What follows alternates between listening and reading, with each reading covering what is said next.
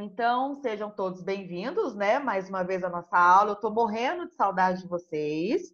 Aí, para aqueles que chegaram um pouquinho mais tarde, né? Que eu já tinha comentado isso. É muito bom ver o rostinho de vocês. A gente fica nesse período afastado, é por um bem de todos, não é mesmo? Eu estava dizendo na outra aula, para uma outra turma, que a gente era feliz e não sabia, né? A gente ficava doido para ir embora da escola e hoje a gente está doido para voltar para a escola, né? Então, mas é um sacrifício que a gente tem que fazer. Só que desde que a gente entrou nesse recesso, né, nesse período de isolamento, eu gravei algumas videoaulas para vocês, lancei lá os links para vocês no YouTube, onde eu estava postando essas aulas, ok? E aí, o que é a minha intenção hoje? Fazer agora ao vivo um apanhado geral daquilo que a gente estudou até esse período, tá? E aí eu pedi para que vocês respondessem aquelas atividades do capítulo 3, né? Então, nessa aula, eu vou dar uma revisada, já que o nosso tempo está mais curtinho, naquilo que eu expliquei. E a próxima aula, eu vou tentar pegar aqueles exercícios que são mais importantes, aqueles que são mais difíceis, e tentar tirar a dúvida de vocês sobre eles. Tudo bem? Ok? Até porque nós temos aí uma duração de aula menor do que se fosse a nossa aula presencial, então não dá tempo de corrigir todos os exercícios dentro da nossa videoaula, certo? Por isso que eu já até mandei o gabarito para vocês. Por isso que é importante que vocês façam os exercícios e se houver dúvida, me pergunte, Bia, eu não consigo acessar nada do que você está postando, Bia, eu não consegui entender nada dos exercícios que você está mandando para mim, certo? Então, anota qual exercício que você não conseguiu entender, aquele exercício que você não conseguiu resolver, ok? Então, vamos lá. A gente viu nesse capítulo 3, basicamente sobre um período da Idade Média em que as coisas começaram a mudar, né? A gente viu que durante a Idade Média, um período que era conhecido como Idade das Trevas, né? Esse período, a igreja tinha um grande poder, uma grande influência sobre a população. A gente viu que existia muitos feudos e que os senhores feudais eram os responsáveis por administrar cada feudo e que o rei não tinha tanto poder assim. Por que o rei não tinha tanto poder? Porque ele dividia o seu poder com quem? Com os senhores feudais. Não é isso mesmo que a gente viu? Foi, né? E aí, a gente começa a ver um momento em que a Europa começa a passar por um monte de transformações. Então, vamos lembrar quais que são essas transformações. Bem, quando a gente está falando do final da Idade Média, que começou lá no século VI, a gente já está falando do século XI, no meio para o final da Idade Média, a Europa estava vivendo uma situação de diferentes quadros, né? Então, por exemplo, o que a Europa estava vivendo lá no século XI? Bom, as guerras, elas acabaram, quase não tinha guerra. A gente viu que o comércio estava bombando, estava acontecendo de maneira muito intensa, graças às cruzadas. Lembra delas? E aí, isso também fez com que a população dentro das cidades começasse a aumentar. Então, os burgos, lembra deles? Que eram as cidades medievais, elas começaram a crescer muito. E dentro desses burgos surgiu um grupo que ficou muito rico. Alguém lembra o nome desse grupo? Todo mundo lembra, né? A burguesia, né, os mercadores. Essa burguesia, ela começou a tomar gosto pelo dinheiro, porque com o dinheiro ela conseguia comprar muita coisa, ela conseguia comprar luxo, comprar conforto, e ela começou a tomar gosto por isso. E aí, essa burguesia, ela tinha uma dificuldade para aumentar ainda mais a sua riqueza. Qual a dificuldade era essa? A dificuldade era basicamente você continuar acumulando riqueza, porque havia algumas coisas que impediam. Quais eram as coisas que impediam essa burguesia de enriquecer ainda mais, né? O que impedia era basicamente ter dentro das estradas de um determinado reinado muitos saques, muitos assaltos. Por outro lado, havia também cada feudo tinha suas leis. Então, dependendo da estrada que o mercador passava, ele ia encontrar um tipo de imposto que ele teria que pagar. Em alguns feudos ele pagava mais impostos, em outros menos, né? Então eles queriam que houvesse uma padronização dos impostos e das leis por todo o reinado. Isso tudo ajudaria ele a enriquecer, juntamente com uma padronização dos pesos e medidas. Bia, o que é peso e medida, né? Então, por exemplo, 1 quilo aqui no Brasil vale também 1 quilo lá na Espanha, também vale 1 quilo lá na África do Sul, certo? Tudo bem? Então, isso que é uma unificação de medida. Lá na Idade Média, lá no século XI, as mercadorias, elas tinham medidas diferentes. E aí, então, a gente percebe que isso dificultava o acúmulo de riqueza por parte do mercador. Tudo bem? E aí, esses burgueses, esses mercadores, começavam a tentar buscar como é que eu vou fazer para conseguir aumentar minha riqueza e acabar com esses problemas que me impedem de enriquecer ainda mais. Aí, esses mercadores, esses burgueses, viram que o rei poderia ser a pessoa capaz de ajudá-lo a enriquecer. Só que esse rei, ele não tinha tanto poder assim. Para que esse rei conseguisse ter o poder e fazer todas as mudanças necessárias, era preciso acontecer o quê? Era preciso o rei ter dinheiro. Mas o rei não tinha dinheiro. Quem é que tinha dinheiro? A burguesia, certo? Então a burguesia começou a dar dinheiro para o rei, para que o rei pudesse fazer uma série de transformações que permitisse esse burguês enriquecer cada vez mais, ok? A partir daí, a gente percebe que o rei logo começa a fazer um monte de mudanças dentro do seu reinado. Então, ele começa a criar uma única lei que vale para todo o reinado, ele começa a padronizar os pesos e medidas, coloca uma moeda valendo para todo o reinado, porque antes cada burgo tinha sua moeda, isso dificultava muito o comércio.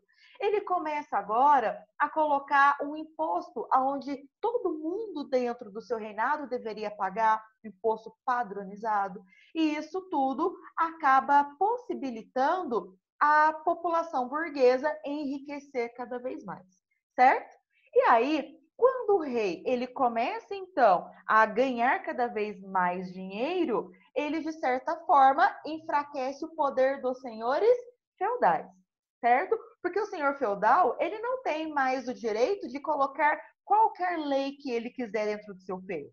Ele tem que obedecer à lei criada pelo rei. Ele não pode mais colocar qualquer moeda para circular dentro do seu feudo. Ele tem que colocar a moeda que está instituída pelo rei. Ele agora não vai ter o seu próprio exército, ele vai ter que obedecer ao exército do rei, que agora está forte, está bem equipado, porque o rei tem dinheiro agora. Então, olha quantas transformações que começam a valer. Inclusive, o rei ele começa a criar tribunais de justiça, aonde as pessoas consideradas fora da lei vão ser julgadas pelos seus crimes. Ok? Tudo bem? E aí, como os diversos reis dentro da Europa começam a criar leis para valer dentro dos seus reinados, a gente viu lá numa videoaula que começaram a surgir algumas universidades, né? O que eram essas universidades? Eram locais onde algumas pessoas iam para estudar as leis, certo?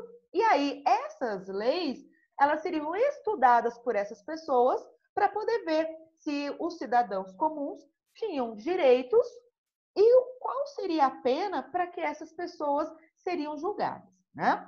E aí, quem que basicamente frequentava essas universidades? Os filhos dos burgueses, os filhos dos mercadores. Por que que era esse o principal grupo? Esse era o principal grupo porque era justamente os burgueses que estavam dando dinheiro para o rei para que ele pudesse recuperar o poder. E o rei queria, claro, sempre ficar mais poderoso, né? E aí, os filhos, os burgueses, os mercadores iam para as universidades entenderem sobre direito para ver se o rei iria ou não criar leis para poder prejudicá-lo, né? Então, as universidades, elas acabavam auxiliando o fortalecimento do poder do rei, ou a centralização do poder, certo? E aí, eu comentei com vocês que alguns processos de fortalecimento do poder do rei eram mais lentos, outros aconteceram de forma mais rápida. Alguns processos de fortalecimento do rei aconteceram de maneira pacífica, outros através de guerra. E aí eu contei para vocês o caso da centralização do poder na Inglaterra, o caso da centralização do poder na Espanha e o caso da centralização do poder na França, né? Então, por exemplo, lá na Inglaterra, eu comentei com vocês que um grupo bretão, né, acabou invadindo a região das Ilhas Bretanhas, o cara chamado Guilherme I, e acabou instituindo um monte de mudanças que centralizou todos os poderes na mão dele, né? Lá no caso da França, a gente viu que foi um processo muito lento, demorou 116 anos para que essa centralização acontecesse. Lembra da Guerra dos 100 Anos que eu falei lá na nossa videoaula? Essa guerra que durou muito tempo é um exemplo de centralização do poder nas mãos do rei, da descentralização do poder nas mãos do rei, para que ele pudesse, né, de fato, governar sem nenhum questionamento, certo? Tudo bem? O outro exemplo que eu comentei com vocês foi no caso da Península Ibérica, lá no caso da Espanha, quando havia uma união entre os reis da Península Ibérica para expulsar os muçulmanos. E aí, quando eles conseguiram expulsar os muçulmanos, houve a formação de um país chamado hoje de Espanha, né, pelos reis Dom Fernando e Rainha Isabel, que se tornaram aí exemplos dos reis mais... Sim, mandaram sim o limite. Ainda bem, né? Acabei de ver isso, tá? Vamos continuar então até dar as nossas 9 horas, tá? A gente tem esse tempinho aí pela frente, tá bom? Então, continuando aqui para eu não me perder, né? Só bem essa revisão. Na Península Ibérica também não foi um processo rápido que aconteceu a centralização do poder nas mãos do rei. Esse processo foi bem lento, né? Então, a união de reinados é que favoreceu essa centralização e, claro, também não foi de maneira pacífica. Vocês devem ter visto que eu comentei com vocês que o rei Dom Fernando e a rainha Isabel, eles acabaram utilizando da igreja para perseguir todo mundo que se opunha a eles, né? Quem não concordava com os reis, eles acabavam perseguindo. Então, a centralização do poder nas mãos deles não foi de maneira nada pacífica. Pelo contrário, quem discordava acabava sendo condenado à morte, né? E aí, o nosso finalzinho das nossas videoaulas, eu caminhei falando por períodos de crise. Bom, até o século XI, a Europa estava vivendo prosperidade, né? O que começou a acontecer? Acabou acontecendo que, a partir do século XI, né, a Europa começa a viver um período de crise. Tá? Então, século XI, prosperidade, se arrasta pelo século XII, século XIII. Quando vira o século XIV, começa a crise. O que aconteceu dentro da Europa que ficou conhecido como a Grande Crise Europeia durante a Idade Média? O que aconteceu foi basicamente uma grande fome que assolou todo o território europeu. Por que uma fome grandiosa atingiu a Europa? Basicamente, porque uma seca prolongada que durou muitos anos aconteceu lá. E essa seca, pessoal, ela fez com que tudo aquilo que era plantado não rendesse a colheita necessária. E se por vários anos seguidos eu não consigo produzir a quantidade de alimentos necessária, a população vai acabar passando fome, não é mesmo? E aí, a partir desse momento, a população fica muito fragilizada, aos montes as pessoas morriam. Se não bastasse essa crise, muitas pessoas morrendo por fome, aconteceu um outro problema. A Europa, no século XIV, mais especificamente no ano de 1347, recebeu um barco lá na Itália, numa região chamada Gênova, de alguns mercadores que estavam vindo lá do Oriente, da região das Índias, certo? Esse navio genovês, ele acabou chegando lá na Itália, lá na Europa, carregado com um monte de mercadorias, Só que junto dessas mercadorias tinham os amiguinhos, os ratinhos, bem fofinhos. Só que esses ratinhos, eles tinham muitas pulgas. Essas pulgas, elas acabavam se alimentando do sangue desses ratos. Mas qual que era o problema, pessoal? O problema era que esses ratos estavam contaminados com um vírus que fazia com que eles morressem rapidamente. Quando as pulgas se alimentavam desses ratos, elas também contraíam essa bactéria, ok? A partir do momento em que os mercadores desciam desse navio e ia com as suas mercadorias por toda a Europa, os ratos e as pulgas iam junto.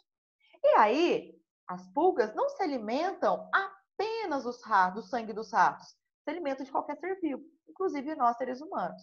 E aí, quando esses ratos chegaram nos burgos, levaram com eles as pulgas. E a partir daí, um problemão começou a acontecer, porque a população começou a pegar essas pulgas. As pulgas começaram a picar esses seres humanos e passaram a transmitir a essas pessoas essa doença, certo? Passa a transmitir essa doença à população, logo elas começam a morrer. Mas, Bia, por que tanta gente começa a morrer? Vamos lá, a gente tem vários motivos para isso, tá? O primeiro motivo, vamos pensar que tinha uma diferença entre pessoas ricas e pessoas pobres. As pessoas mais ricas, geralmente, elas construíam camas muito grandes, certo? Nessas camas, dormia quase a família inteira, certo? Todo mundo dormia juntinho nessas camas. Então, a pulga, ela picava uma pessoa, pulava para o outro, e se contaminava uma família inteira, ok? Já a população mais pobre, pessoal, elas elas moravam em casas muito pequenas. E o quarto era um quarto só para todos os moradores. O colchão delas era diferente do colchão das camas das pessoas mais ricas. As pessoas mais ricas, elas tinham camas geralmente forradas com lã. O colchão delas era de algodão. Enquanto que das pessoas mais pobres era de palha de arroz, palha de milho. E aí, bem desconfortável. E tinha muito espaço entre uma folha e outra, por exemplo. E aí, pessoal, eles acabavam, de certa forma, tendo espaço para que as pulgas alojassem dentro desses espacinhos que tinham dentro dos colchões, ok? Então, dentro da casa das pessoas, tanto as mais ricas quanto as mais pobres, as pulgas começaram a se proliferar, ou trava-língua. E aí, como tinha muita pulga, a população começou a se contaminar de maneira muito intensa, ficar muito doente. No primeiro momento, né, a doença chegou lá na Europa por conta das pulgas. Só que essa não era a única forma de transmissão, né? As pessoas, quando estavam infectadas e começavam a tossir, por exemplo, elas passavam a transmitir através da sua saliva também esse vírus, certo? E aí, como não se tinha noção de higiene, de não tocar o nariz com as mãos, de quando tossir, não tossir com a mão, lavar as mãos com frequência, essa doença se espalhou de maneira muito rápida pela Europa. Então, 1/3 da população europeia no final da Idade Média acabou morrendo, né? Então, cerca de 25 milhões de pessoas da Europa morreu. É muita gente. Essa doença, exatamente, alguém falou aí de uma doença, né? Que a gente está chegando agora, mas que não é o Covid-19, né? Também a gente tem que tomar mais cuidado, né? De não tocar o nariz, a boca, os olhos, não colocar as mãos na boca e assim por diante. A gente está falando de uma outra doença que assolou a Europa lá durante a Idade Média. A gente vai falar da peste bubônica, certo? Ou então da peste negra. Por que essa doença recebeu esse nome de peste negra? Porque o local onde a pulga picava, geralmente ficava uma mancha preta. E essa mancha preta ia necrosando. O que é necrosando? Apodrecendo o tecido do nosso corpo, tá? Ia se espalhando para o corpo inteiro. Isso na parte superficial, mas também na parte interna, certo? Então, essa doença se chamava peste negra. Essa peste negra, pessoal, ela contribuiu para que todo aquele período de prosperidade que a Europa vivia acabar. Então, a Europa agora passou a viver uma crise muito grande. Por quê? Além da fome, agora a Europa passou a ter uma grande devastação da sua população por conta da doença, certo? Tudo bem por enquanto? E aí, esse período de crise toda, de fome, de muitas mortes, acabou facilitando a população a começar a guerrear, os senhores feudais a entrar em guerra contra os seus próprios reis, e entre uma porção de outras coisas, né? A população que estava nos feudos começaram a morrer, outro tanto começou a fugir para as cidades, e assim por diante. Ou seja, o século XIII, dentro da Europa, foi o último século de prosperidade. Quando começou o século XIV, a gente pode perceber que toda aquela prosperidade construída acabou entrando em ruínas, ok? Certinho? Esse quadro de caos dentro da Europa acabou fazendo surgir uma linha de pensamento chamada de absolutismo. Tudo bem? Esse absolutismo nada mais é do que uma linha de pensamento aonde eu vou pensar numa forma de governo em que o rei tem todos os poderes centralizados na sua mão e ele é absoluto, ou seja, ninguém pode questionar, certo? Tudo bem? Então, quando eu falo um rei absolutista, ou quando eu falo do absolutismo, eu estou falando que alguém está governando de forma absoluta, ninguém questiona, ninguém pode ir contra, é ele que manda e pronto, acabou. Certo? Tudo bem? Então, aquela doença, a peste negra, as fomes, as revoltas, as guerras e tudo mais, fazem com que alguns pensadores surjam pensando no que é esse absolutismo. E aí, eu falei para vocês de 3 deles e um outro que a gente vai estudar no próximo capítulo, né? Então, quem eram as pessoas que lá na Idade Média estudaram o absolutismo? Um era o Jean Bodin, certo? O outro, o Jacques Bossuet, e um outro, eu falei para vocês, o Thomas Hobbes. E o pai do absolutismo, chamado Maquiavel, a gente vai estudar no próximo capítulo. Não vou entrar nele agora, certo? Então, o que o Jean Bodin falou? Ele dizia o seguinte, que dentro da Europa estava vivendo um caos. E que essa desordem ela só ia chegar ao fim se houvesse um rei que fosse muito forte, certo? Então, ele teve uma base religiosa para explicar o porquê que esse rei seria forte e absoluto, ok?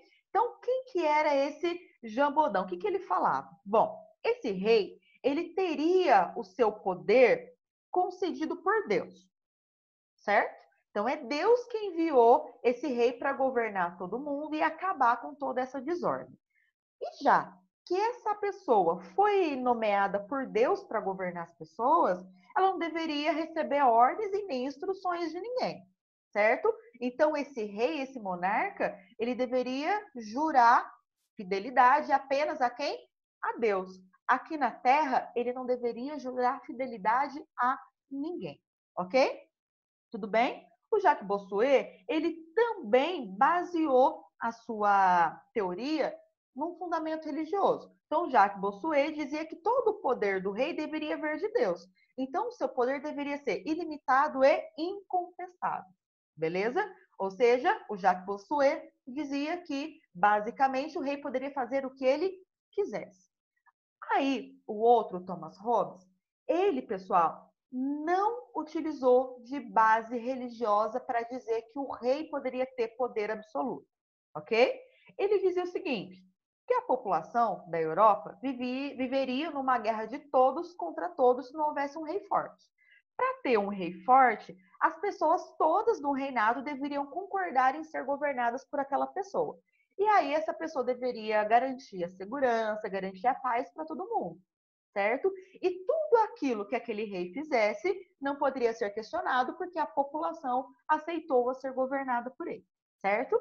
Esses 3 que eu falei, esses 3 pensadores, esses 3 filósofos, foram alguns dos mais importantes. Porém, não eram os únicos, tinham mais, certo? Por exemplo, o pai do absolutismo, que era o Maquiavel, que a gente vai falar um pouquinho dele nas próximas aulas, tudo bem? Então, a gente vai falar nas próximas aulas sobre o absolutismo. Então, era essa forma de poder em que o rei, ele poderia governar sem ninguém contestar, sem ninguém criticar. Caso a pessoa a criticasse esse rei, essa pessoa seria eliminada. A exemplo dos 6, Fernando e Isabel, que qualquer um que discordasse deles era eliminado, era castigado, com castigos físicos ou principalmente acabava aí com a vida dessa pessoa. Tudo bem? Bom, isso daqui foi um apanhado bem geral daquelas videoaulas que eu passei para vocês do capítulo 3, tá? Agora eu vou desativar o som de vocês e vou chamar alguns nomes. As pessoas que tiverem dificuldade, pode me perguntar o que é que quer saber, o que não conseguiu entender. Tudo bem? Certo? Então, eu vou ativar o som de todos agora. Eu preciso que todos façam silêncio, que eu vou chamando os nomes, certo? Então, ó, ative o som de todos. Então, ó, Clara Carvalho. Você tem alguma dúvida, Clara?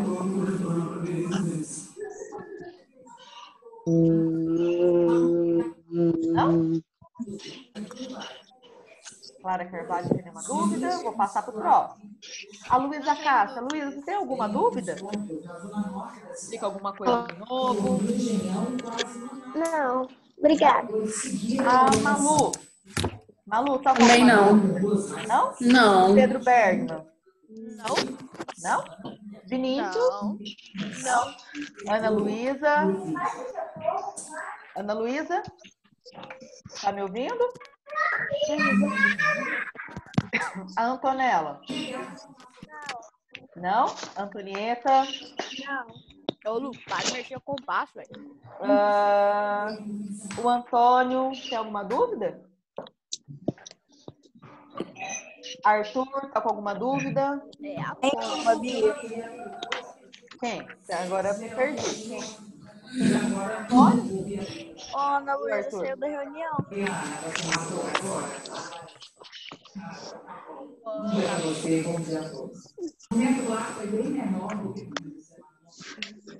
Arthur, tá com alguma dúvida? Nenhuma, Bia. Breno? Não?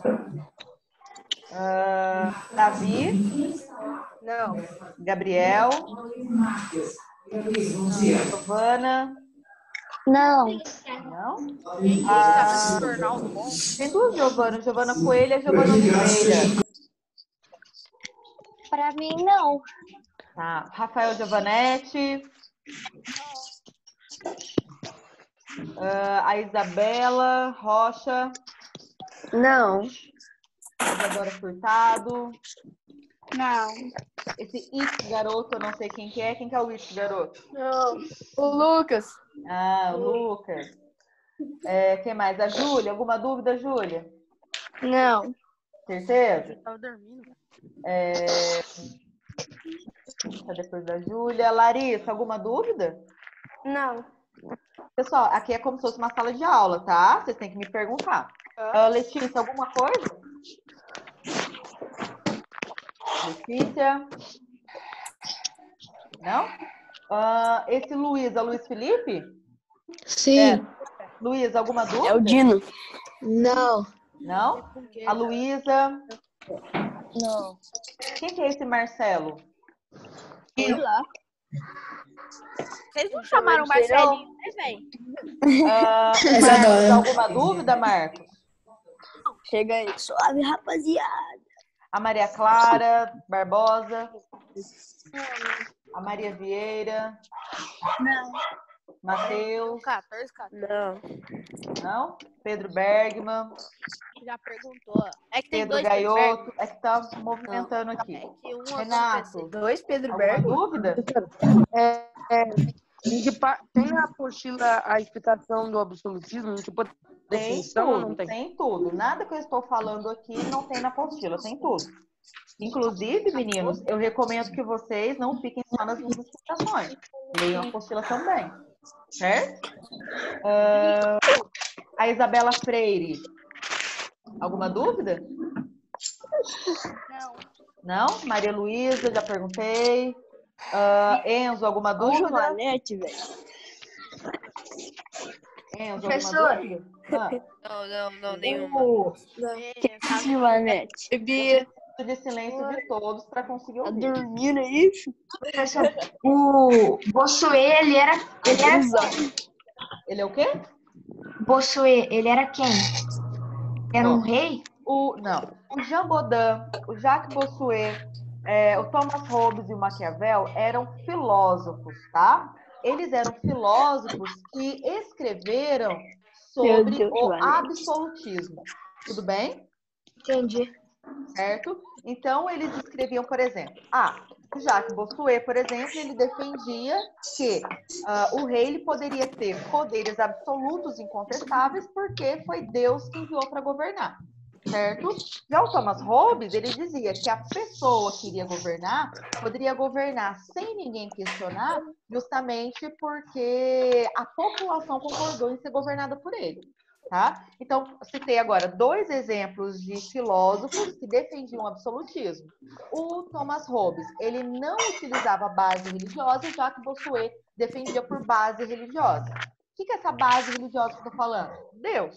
Tá? Quem acreditava que o rei poderia governar por conta de ter sido enviado por Deus, ele tinha uma base religiosa. Aquele filósofo que acreditava que o rei poderia governar, mas não tinha o poder concedido por Deus, ele não tinha uma base religiosa.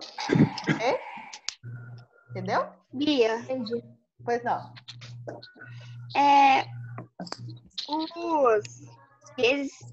por que eles deram dinheiro pro rei mesmo?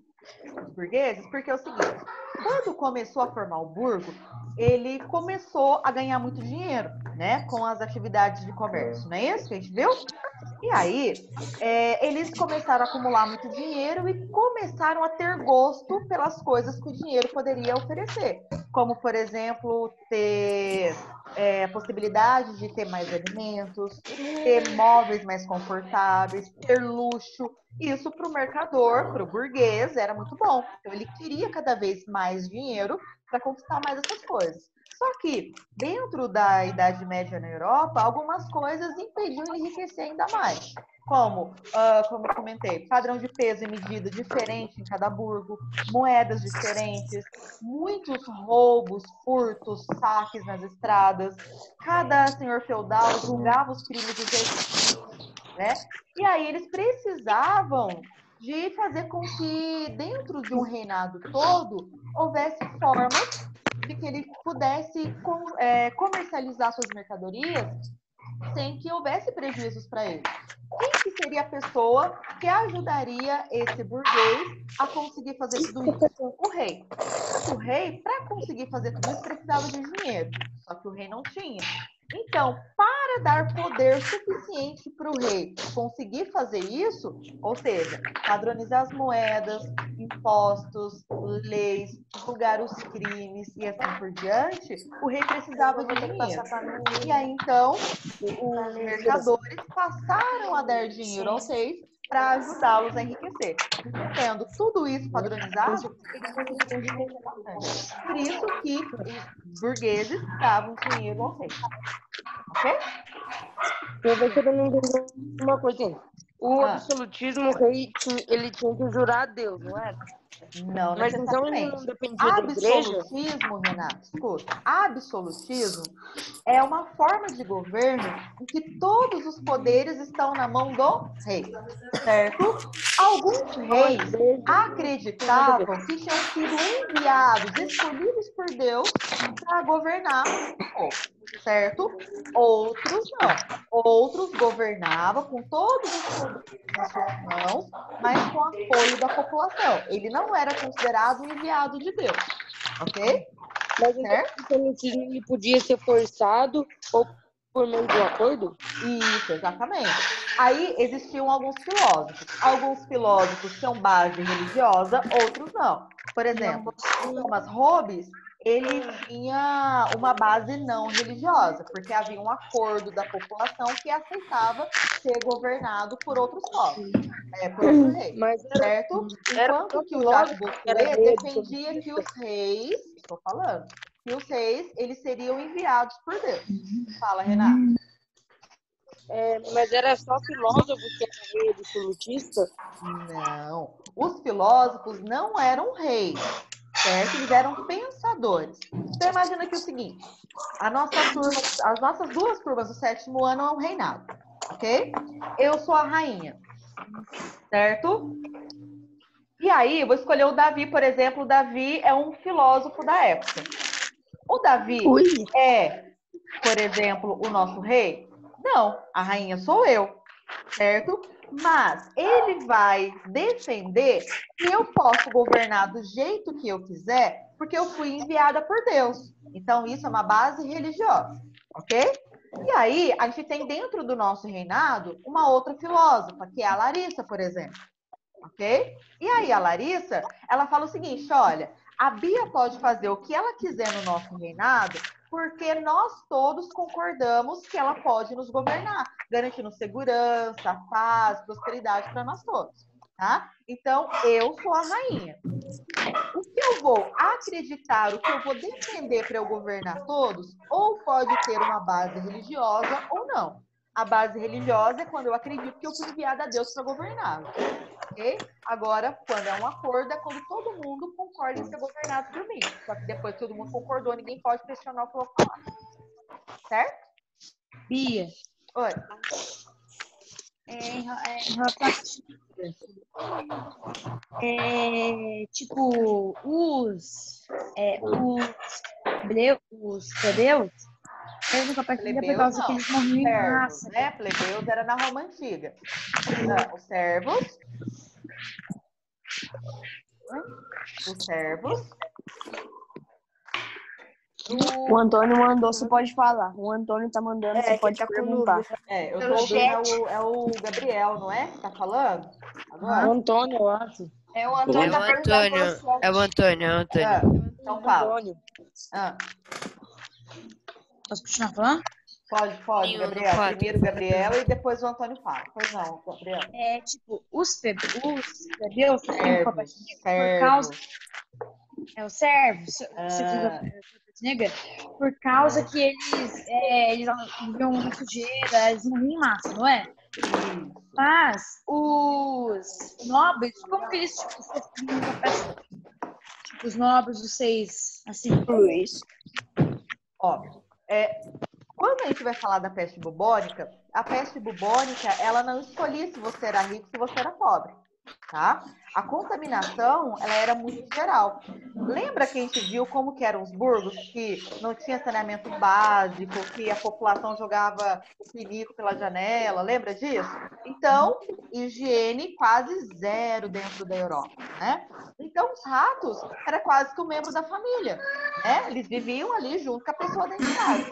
E aí, tanto os ricos quanto os pobres tinham muitos ratos circulando dentro de casa. E aí, esses ratos, se estivessem contaminados e com pulgas contaminadas, iria diretamente contaminar a população. Associado a práticas de higiene pouco desenvolvidas, né, acabou disseminando ainda mais a doença. Então, tanto pobres quanto ricos eram contaminados e a maioria morria, né? E aí, depois eu vou indicar um filme para vocês assistirem, falando da peste bubônica, certo? Fala, Antônio.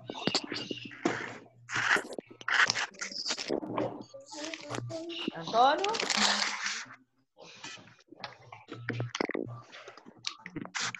Tá com o Antônio? Saiu? A Calaísa mandou no grupo o link da aula dela. Da Lenise. Já que entrar na aula da Denise, Olha lá, só ler. Introduz AM. falta 7 minutos. AM. Eu também vou começar uma aula daqui a pouco com o sexto ano. Então, eu vou encerrar por aqui. Vou salvar o vídeo, vou lançar lá no YouTube. Depois eu mando o link para vocês. Tudo bem? Isso aí já. Certo? Eu vou encerrar aqui. E quem ainda tiver alguma dúvida, pode me chamar no privado, tá? Se algum colega aí não conseguiu assistir, ele também não vai ser prejudicado, vai conseguir acessar depois. Tudo bem? Certo? Pode sair já, Bia? Pode sair. Certinho?